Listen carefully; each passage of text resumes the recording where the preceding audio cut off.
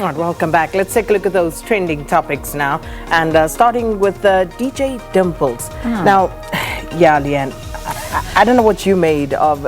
I tried to find where it all started and what it was all about. I think it was all on Instagram. So I mean, I've been up since 3 o'clock in the morning, and the first thing I see was this, and then I'm like, now so what tell is us, this? please. Oh man. Okay, I'll summarize it as best as possible. I saw screenshots from, I think, a story of the lady who is accusing DJ Dimples of No, apparently she is accusing raped him or something. Well, okay, so let's get back to the beginning. Okay. So she put all these stories out. Okay, let's start at the end and then we'll go back and to the work beginning. We do back. that. Okay, we'll work backwards. DJ Dimples has laid a rape charge against a lady that is alleging she is pregnant and it is his child. Then she took to Instagram and wrote a whole bunch of threads and stories with pictures and files and you name it, all of it there, talking about the story of what actually unfolded the night that they were together and how she paid for everything and how they went back to a hotel and it, then it happened and I won't go into the details, but then the other thing that was trending was Disprin and Coke. Yes, because she couldn't afford the morning after pill. So she had Disprin and Coke. And I mean, listen, that's the news to me. But this is the story. I mean, in a nutshell, I'm just throwing words out there, but it is a long read. I mean, so this is what's happening in a nutshell. This is why DJ Dimples is trending. And that was, so he put out a rape charge against her. Yeah. So that's the story. DJ Dimples and everyone talking to that. Goodness gracious me. And we don't know about Disprin and Coke, so we can't say anything. So these are the stories. I mean, this is what it all looked like. So can you imagine me at 3 o'clock in the morning now? This is what I have to zoom in on and read. I'm sure like everybody else was doing the same thing. And I'm like, now why is this trending? That's the joy of having a trending topics segment. You need to read the small print. You have to, unfortunately. It is, it's true. Anyway, so there we go. That's the reasoning and behind why DJ Dimples is trending. All right. Then we have Ace Magashule. And actually, quite apart from the suspension and everything else that's going on, Jesse Duarte addressing the media yesterday, people were talking about it in various ways. So firstly, Jesse Duarte addressing the media and people saying, well, Jesse is appointed, whereas Ace was elected as a Secretary General of the ANC. So basically those in support of him saying, we see you, ANC. Yeah. And then, of course, also Zizi Kodwa. And these two kind of go hand in hand because yesterday at the Commission of Inquiry, there was evidence led by Steve Powell.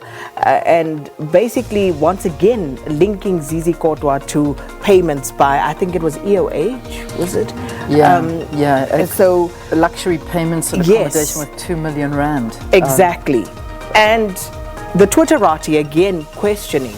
So why is Zizi Kodwa not asked to step aside like the ANC has asked Ace Magashule to do? Okay. So this is where he comes in, and people, of course, talking about Zizi Kodwa again coming up at the Commission of Inquiry of allegations of state capture and why the ANC seems to have a different set of rules depending on which camp you are in support of. All right, so that's Ace Magashule, Zizi Kodwa, and then I think our final trending topic coming up is Zuma. And there we go. Of course, I mean, this is all ahead of former President Jacob Zuma's corruption trial, which is set to resume in the Pietermaritzburg High Court today. And Zuma, of course, having yet to have charges put to him following his legal team's application now for the recusal of State Prosecutor Billy Downer. So that's really what we can expect. And unfortunately, they're sort of talks now that the application could be heard today, but another early adjournment seems very, very likely. So this one going to, looks like, drag on once again. Nothing. Our report is out in full attendance, but of course that is widely expected to unfold today, that the application will be heard for the recusal of Billy Downer. Last week at the previous appearance, the state had indicated that they did not receive the full documentation papers relating to this particular recusal. But of course, Billy Downer, he was also responsible for the prosecution of Shabir Sheikh. Yes. And Jacob Zuma alleging that he is not going to get a fair and impartial trial if Billy Downer is allowed to and quite stay amazing. on. I mean, last week when we heard from the former president's legal team, they stood up and they said, just to put it on the record, we are ready to proceed. So just so you know that we are ready. And they stood up and also said it outside the court, saying, we are ready, we want our day. And a week later, obviously this happened during the week, but it was afterwards that this request was made. So, yeah, it just is it's a very very long drawn. How many years are we going on for now that this has been drawn 15 out? years? Yeah, 15 years, something yeah. approximately 15 years. It's been going on for a very, very long time. But of course, so many other nuances coming into play.